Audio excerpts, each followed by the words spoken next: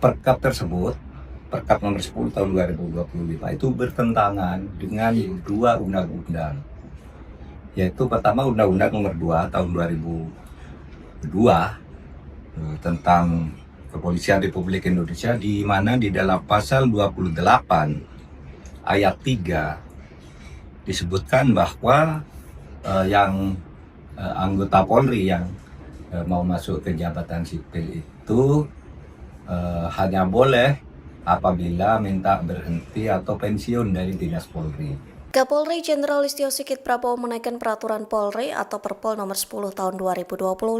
Salah satu yang menjadi sorotan dalam Perpol tersebut yakni polisi aktif resmi dapat menduduki jabatan sipil di 17 kementerian atau lembaga.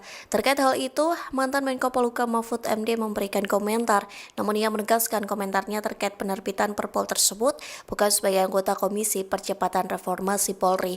Ia mengatakan Perpol yang sudah ditandatangani Listio Sigit bertentangan dengan putusan Mahkamah Konstitusi atau MK.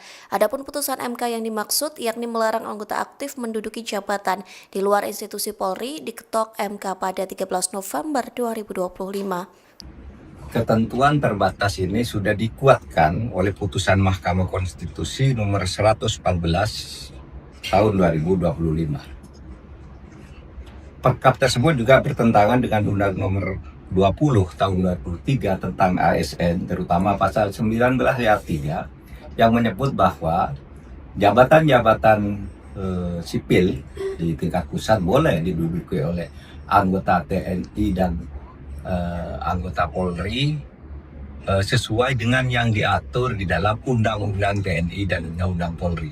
Undang-Undang TNI sudah mengatur adanya 14 jabatan yang kalau diperluas menjadi 16 sudah mengatur bahwa TNI bisa ke situ.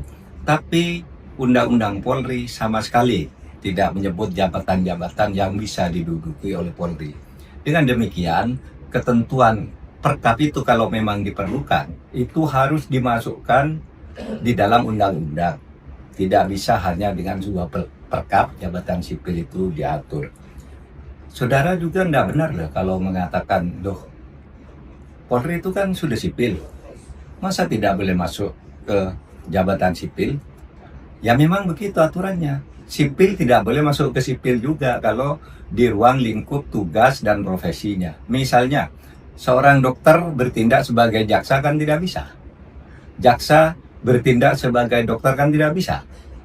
Dosen bertindak sebagai notaris kan tidak boleh.